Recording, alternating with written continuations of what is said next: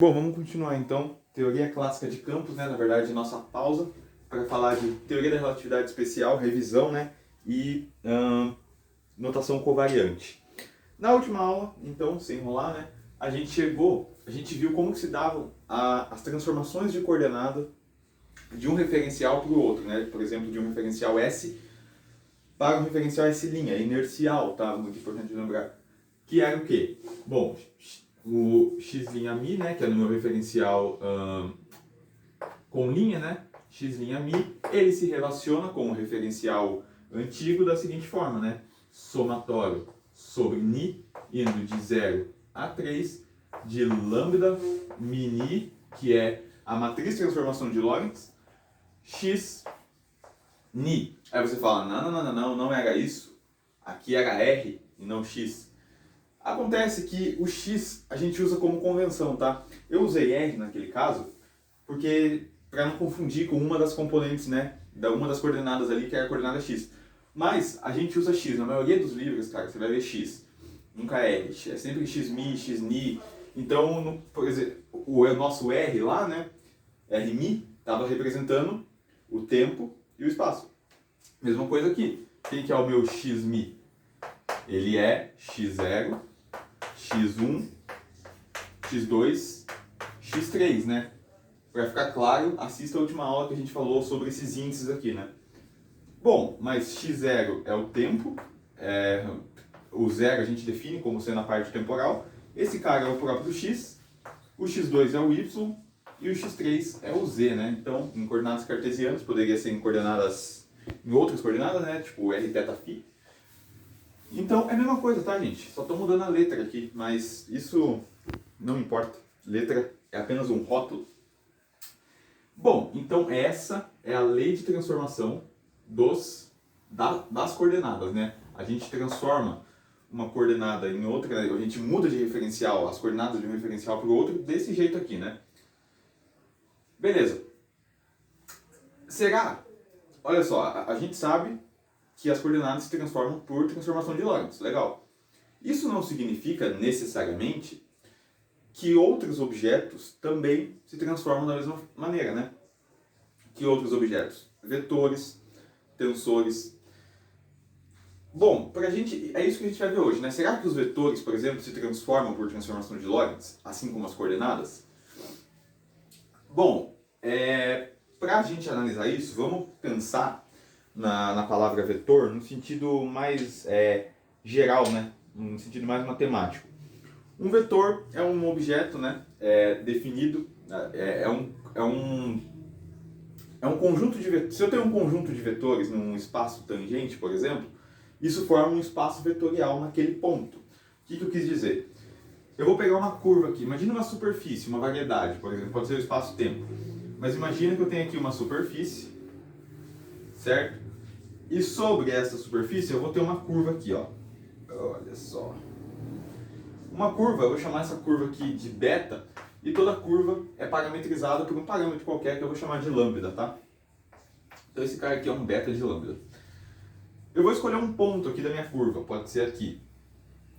Essa aqui é a minha variedade, que eu vou chamar de M, né? Que é manifold, mas pouco importa para esse caso. Eu vou pegar um ponto aqui, deixa eu pegar uma outra cor. Eu vou pegar um ponto P e nesse ponto P aqui, ó, eu vou ter um vetor, por exemplo, tangente à curva, né? Então, eu tenho, na verdade, um conjunto de vetores tangente a essa curva. Eu vou chamar esse vetor de V grande, tá? Pode chamar só de V mesmo. É um vetor aqui tangente a essa curva, no ponto P. E o espaço vetorial, como eu disse, é formado pelo conjunto de vetores nesse ponto P aqui. Então eu tenho vários, né, espaço vetorial, eu tenho um para cada ponto. Contudo, bom, eu sei que os vetores têm componentes, né? Eu posso dizer que um vetor V, por exemplo, tem componentes Vx, Vy e Vz. São componentes do meu vetor, né? Como eu estou no espaço, estou falando de 4 dimensões, então isso aqui, eu posso falar que o meu vetor vai ser um Vmi. né? Por quê? Porque vai ter a componente temporal, né? Vai ter a parte, o V0, né, ali, a componente temporal. Então, se eu abrir esse meu vetor, eu estou pegando o ponto P, automaticamente eu já estou dando as coordenadas dele aqui, né? Quais são as coordenadas desse vetor aqui? Xmi, x0, x1, x2, x3, né? Então, o meu xmi, ele é x0, ou melhor, eu vou colocar, ao invés de colocar x0, eu vou colocar t, x, y, z. Só que todas as minhas coordenadas vão acabar dependendo desse parâmetro, né? Porque a curva está parametrizada por lambda, né? Lambda percorre essa curva aqui. E eu estou no ponto P. Então as coordenadas automaticamente vão depender de onde eu estou na curva, né? Vão depender do parâmetro. Então aqui eu tenho um t de lambda, o meu xmi, né? As minhas coordenadas, xmi, é t de lambda, x de lambda, y de lambda. Isso aqui é bem intuitivo, né? E z de lambda. Beleza, esse aqui é meu xmi. Bom, e qual que é a maneira mais intuitiva da gente falar, bom, vou calcular este vetor v tangente à curva? É tomar a derivada direcional. Ou seja, o meu vetor vmi é a derivada das coordenadas xmi com relação a lambda, né? dx de lambda. Eu estou definindo o vetor desse jeito aqui, desse jeito que a gente está calculando, né? Até porque é a maneira mais intuitiva, porque se eu estou falando do vetor tangente, bom, eu sei as coordenadas dele, eu sei as componentes dele, né? Então, se eu tomo derivada em relação a lambda, eu estou calculando esse vetor tangente. Só que, bom, a gente tem xmi, né? Então, no fundo, e a gente sabe a transformação de coordenadas, né? Para passar de xmi para uma outra coordenada, para um outro referencial, desculpa, para passar, por exemplo, de S para S', o que é feito é isso aqui, né?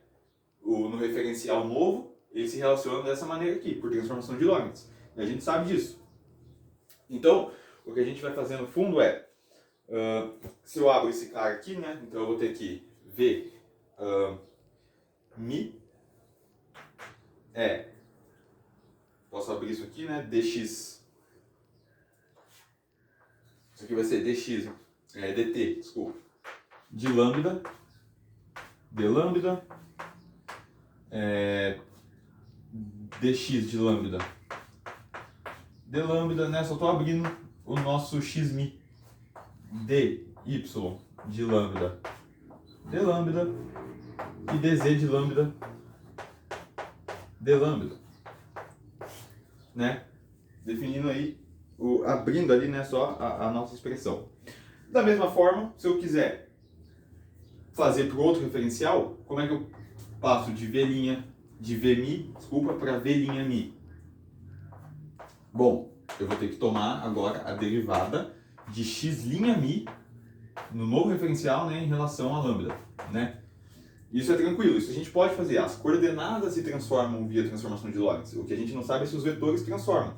Agora, a gente calcula vetor em outros referenciais da mesma forma, né? É só tomar a derivada da coordenada xmi com relação a lambda. Só que como eu estou no referencial com linha, eu vou usar a coordenada dx', né? dx'mi, que é no novo referencial. Isso aí é bem tranquilo da gente pensar. Então, bom, vamos abrir também. O x'mi nada mais vai ser do que dt', né? Que agora eu estou em outro referencial, de lambda. Obviamente, as coordenadas também dependem, as coordenadas do referencial com linha também vão depender de lambda. D lambda, dx' de lambda, d lambda, dy' de lambda, d lambda, e dz' de lambda, d lambda. Tá bom? Desse jeito que a gente então está calculando da mesma forma, né? Tem a mesma forma. Só que esse aqui no referencial S, esse aqui no referencial S', né?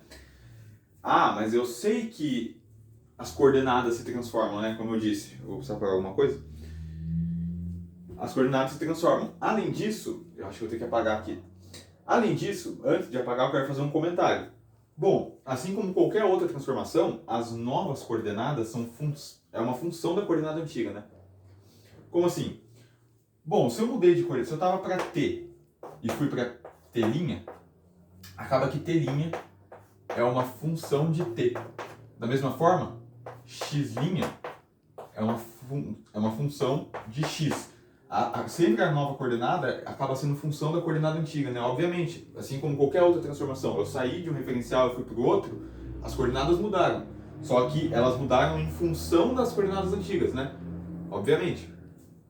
Então, por que eu estou falando isso? Porque além dessa a coordenada antiga, vamos supor nosso referencial, as coordenadas t, x, y e z, elas dependiam apenas de lambda.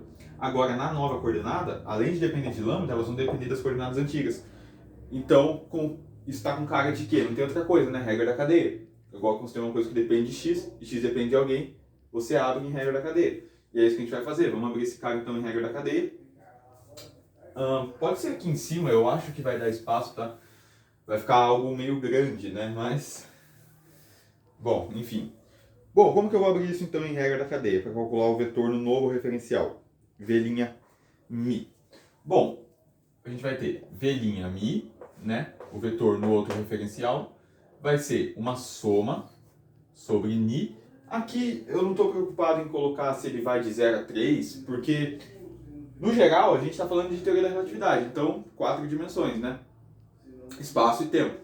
Mas pode ser n dimensões, você que escolhe. Então eu vou só falar que a soma está sobre ni. Se você quiser, você coloca 0 a 3, tá? Eu vou colocar sobre ni só a soma. Do que? Bom, aí que tá. Agora que a gente vai ter que abrir em regra da cadeia, né? Então isso vai ser a derivada de t', né, da nova coordenada, com relação à coordenada antiga. Aí a gente deriva a coordenada antiga com relação a lambda. Né? Isso é a regra da cadeia, né? T' depende de x, ni, e depende de lambda também. Aí você fala, mas você trocou o índice, né? A coordenada antiga antes era x'mi. É que o somatório, gente, ele é independente, tá? O somatório é independente. Eu não posso usar o mesmo índice, por exemplo, para... Eu não posso usar o mesmo índice que eu estava usando na coordenada antiga, tá? Eu não posso usar mi, né? Obviamente, eu sou obrigado a trocar o índice. E isso vai ficar mais claro no final aqui que a gente vai ver, né? No final desse cálculo aqui, vocês vão entender o que eu estou falando. Então, continuando. Bom, o V'mi calcula por essa soma. Aí, bom, a primeira componente, né, é essa do tempo. Agora, dx' com relação à coordenada antiga, derivada da coordenada antiga com relação à lambda. Mas, vou continuar aqui embaixo, tá? Porque não vai dar ali. Derivada de y' com relação a x'ni. Veja que está certo, né? Tem que ser derivada parcial, porque as coordenadas novas dependem tanto das antigas quanto do lambda. Então, tem que ser derivada parcial, né? Derivada da coordenada antiga com relação a lambda. E por último, né? dz' dx'ni de lambda. Então, ficou esse caminhão de coisa aí. A soma tá em ni, né? Logicamente. Então, se for de 0 a 3, a gente vai ter que fazer... a gente vai ter que colocar 0 aqui, 1, 2, 3, 0, 1, 2, 3, né? Para cada um ali dos termos, tá bom? Agora, todo mundo tem um dx'ni de lambda, né? Tem aqui, tem aqui, tem aqui, tem aqui. Eu posso o quê? Fatorar esse cara. Então, agora sim eu vou apagar aqui. Eu acho que a gente não vai mais utilizar isso daqui, se a gente for. Eu reescrevo pra gente, né? Mas eu acho que não. Então, bom, vamos fatorar o dx'ni de lambda, que é a derivada da coordenada antiga com relação ao parâmetro. A gente vai ter que o nosso vetor V', né, o nosso vetor na nova coordenada, ele vai ficar, então, uma soma sobre ni, meu Deus, soma sobre ni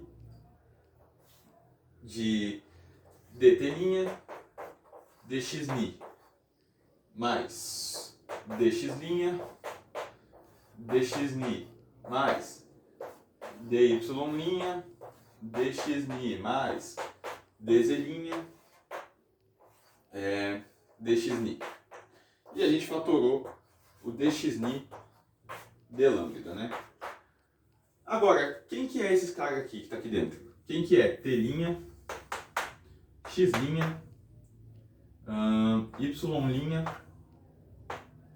e z'. Esses caras são o x' mi, as coordenadas do novo referencial. Ah, então eu tenho todo o direito de falar que o nosso vmi vai ficar o quê? Vai ficar... Oh meu Deus, o giz tá uma porcaria, cara. O nosso vetor v'mi vai ficar então... v'mi vai ficar uma soma sobre ni de... Bom, então, isso aqui é xmi, né? Então isso aqui é d-rom de xmi, d-rom de x'mi, desculpa, dxni vezes dxni de lambda, né? Ora, mas quem que é esse cara aqui? Quem que é dx'mi? Dxni é o jacobiano, pô. Que nesse caso aqui é a matriz de transformação de Lorentz, né? Aqui seria um J', né? Lambda mini. Ah, então os vetores se transformam, né? Eu consegui relacionar o vetor V' no novo referencial da seguinte forma, olha só. Uma soma sobre ni, lambda mini. E quem que é esse cara aqui? Eu acho que eu apaguei ali, né? A gente tinha definido ele. Quem que é esse cara? Quem que é a derivada da coordenada antiga com relação à lambda? Ah, isso é o vetor tangente lá, né, que a gente estava calculando, é a derivada direcional, é o nosso vmi. Aí você fala, mas como que isso aqui é vmi? É aquilo lá que eu falei, né? Isso aqui na verdade é um vni. A gente definiu sendo vmi, mas é que por causa do somatório a gente tem que mudar o índice, né? Mas é o mesmo cara. O índice não muda o objeto que era, né? É o vetor que a gente calculou lá definindo. No começo eu falei, bom, qual que é a maneira mais intuitiva da gente calcular um vetor? Bom, tomando a derivada direcional. E é justamente esse cara aqui, ó. Então, no referencial S, que é o referencial sem linha. Então, ele está aqui, ó, vni. Ó, veja que a gente relacionou o vetor v', ou seja, o vetor no referencial antigo, no novo referencial, quer dizer, com o vetor no referencial antigo. E ele é dado, e como que eles se relacionam? Pela transformação de Lorentz. Então a gente mostra que vetores se transformam pela mesma regra, né, do que das coordenadas. Como que eram as coordenadas? X'mi é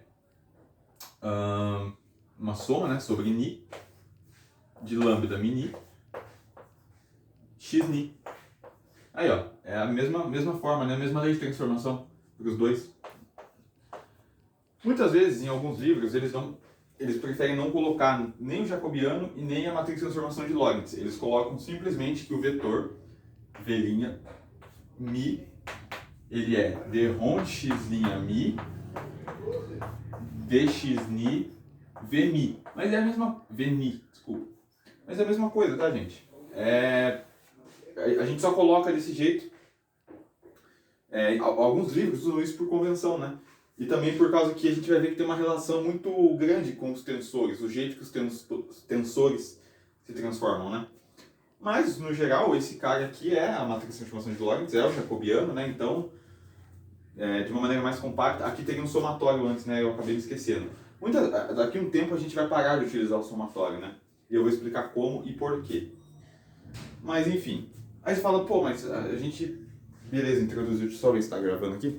A gente introduziu toda a aula com uma questão muito legal, né? Pô, será que os objetos matemáticos como vetores se transformam? A gente viu que sim. Porém, não é todo vetor que se transforma, tá, gente? Por transformação de Lorentz. Como assim? Eu vou pausar aqui para apagar e dar um exemplo para vocês. Bom, voltando então, já aproveitei também e peguei um café. Então, a gente viu que os vetores se transformam, né, pela mesma lei de transformação, que é a transformação de Lorentz, né? Assim, não é um resultado. Você pode pensar, bom, se as coordenadas se transformam por transformação de Lorentz e os vetores são dados em termos das coordenadas, é óbvio que os vetores vão se transformar via transformação de Lorentz. Porém, não é um resultado que a gente deveria, com certeza, assim, já esperar, né? Por que eu falo isso? Como eu falei, eu vou dar um exemplo. Tem vetores que não se transformam via transformação de Lorentz. Um exemplo é o vetor gradiente. Todo mundo conhece o vetor gradiente, eu suponho, né? Vetor gradiente. Então, o seguinte, ó, vamos lá, seja f uma função,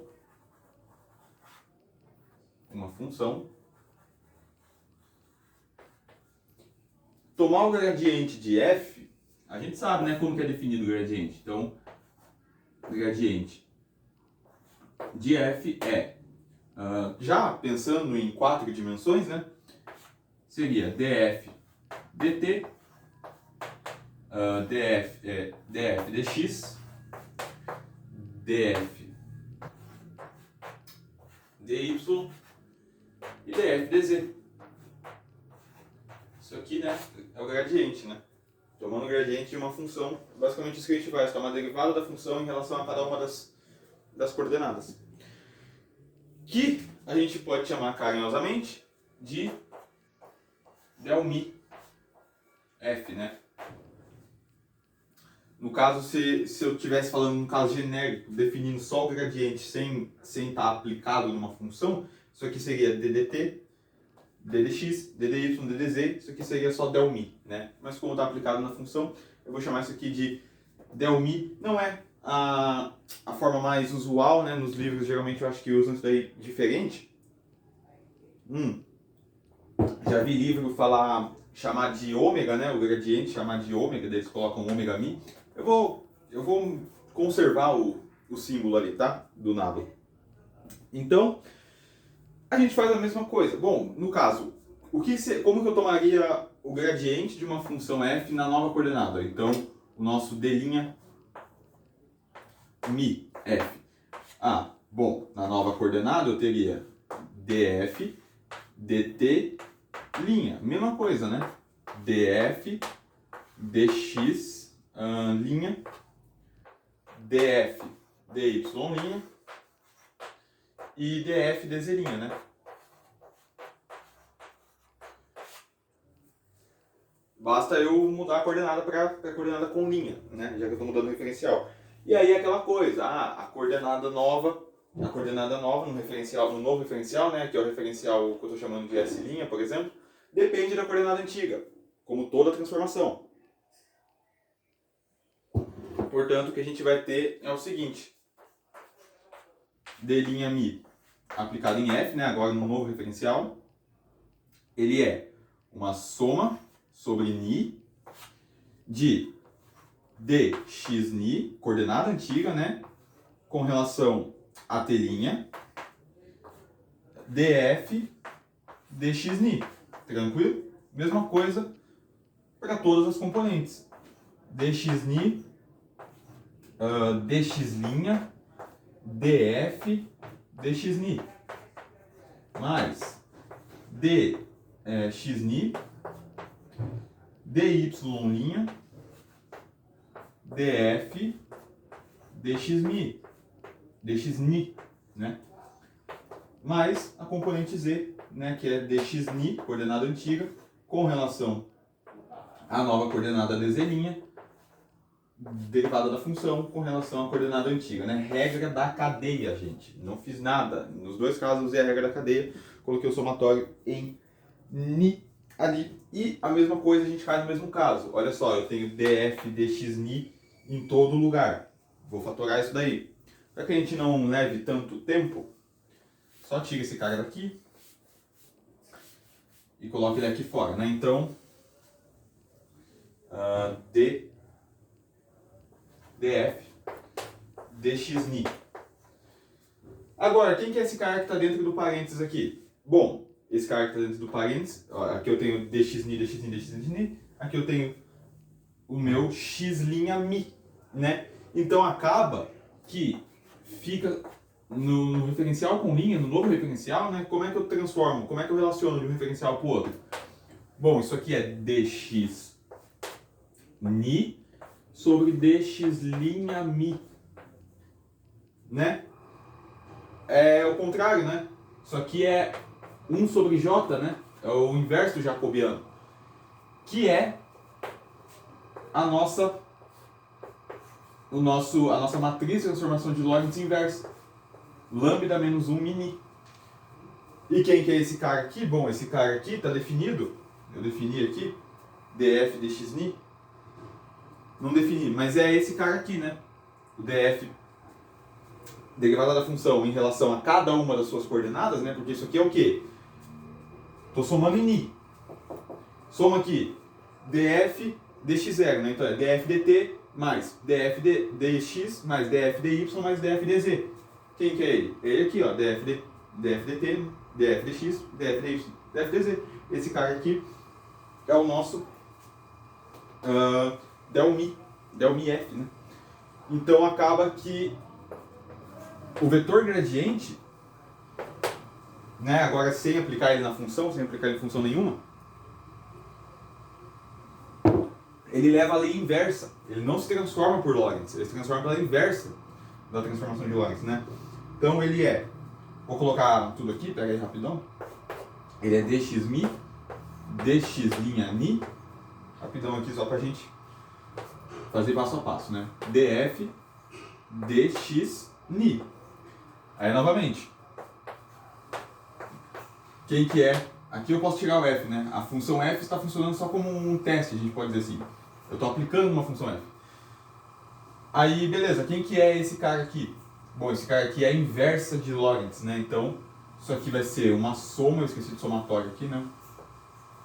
Sobre ni. Então, isso aqui vai ser uma soma sobre ni. Soma sobre ni. De lambda a menos 1 mini.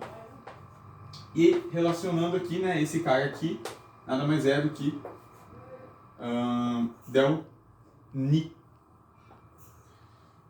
Então veja que não leva a mesma lei de transformação, né? Se a gente pega aqui os vetores, olha como é que os vetores e as coordenadas se transformam. Não tem um a menos 1 ali, né? V' mi se relaciona... Opa, aqui eu coloquei errado, né? Aqui é Vni, falando de vetor. O vetor, eu transformo um vetor de um referencial para o outro dessa maneira aqui, ó. Esse é o cara responsável. Aqui, o responsável por transformar de um referencial para o outro é a inversa da matriz de Lorentz, né? Então veja que, bom, ambos são vetores, tanto aquele vetor tangente que a gente definiu lá na curva, quanto o vetor gradiente são vetores, né? Só que nem todo vetor se transforma da mesma forma, né? Um se transforma pela transformação de Lorentz e outro pela inversa da transformação de Lorentz, né? Então, bom, sim, os vetores, galera, agora entra uma parte importante. Os vetores que se transformam pela lei inversa, por essa lei aqui, são chamados de contravariantes, tá? Desculpa, covariantes. Os vetores que se transformam pela lei inversa são chamados de vetores covariantes. O que é um vetor covariante? Eu vou colocar aqui, ó. Vetores, né? Então eu vou colocar aqui, por exemplo, esse, que se transforma pela lei inversa, né? Se transformam por lambda menos 1 mini, são chamados de vetores covariantes. Covariantes. Enquanto que os vetores que se transformam pela matriz de transformação de Lorentz, né? Lambda mini, são chamados de vetores contravariantes, tá? Então, covariante, contravariante. Covariante é pela inversa e contravariante é pela transformação de Lorentz, normalmente, tá bom? Deixa eu ver se tem mais alguma coisa importante para falar. Sim, a convenção de que os vetores contravariantes, eles vão ser representados com um índice em cima, tá? Então esse Vmi aqui, na verdade, vai ser representado aqui, ó. Vmi. Se tem índice em cima, é contravariante. Se tem o índice embaixo, é covariante, tá bom? Acho que era apenas isso mesmo que eu tinha para comentar. Exatamente. Covariantes, tem índice embaixo, contravariantes, tem índice em cima. E os vetores covariantes, isso aqui eu não precisava estar falando, né? É só uma anotação meio a mais exagerada que eu fiz, porque a gente não vai falar disso. Mas os vetores covariantes, como é o caso desse cara aqui, eles são muitas vezes chamados de covetores, né? Que está relacionado, eles pertencem ao espaço dual, que no caso seria aquele espaço vetorial com coisinha aqui, mas isso aí a gente não vai tratar, né? Então, bom, eu acho que na minha anotação eu já estou introduzindo a soma de Einstein, mas eu não vou introduzir ela nessa aula não, para não encher mais de informação, né? Eu vou deixar, na próxima aula eu falo da soma de Einstein com mais calma, né? Porque essa aula aqui já está grande, eu acho que já está com o quê? Já passou dos 30 minutos. Então, bom, apenas isso. Vimos que vetores se transformam via transformação de Lorentz, que são os vetores contravariantes, né? Que são vetores que se transformam via transformação de Lorentz. Vetores covariantes, que se transformam pela lei inversa, que é o caso aqui do vetor gradiente, né? Se transforma pela lei inversa. E apenas isso também, né? Essa convenção dos nomes aqui, né? Quando eu tenho índice em cima, contravariante, índice embaixo, covariante. E na próxima aula, então, a gente vai falar sobre a convenção, né, da soma de Einstein. E a gente vai falar de algumas convenções e já introduzir os tensores, tá bom? Então, bom, é isso aí. Espero que tenha te ajudado. Na próxima aula a gente vai ter bastante papo para bater, beleza? Valeu, falou e fui!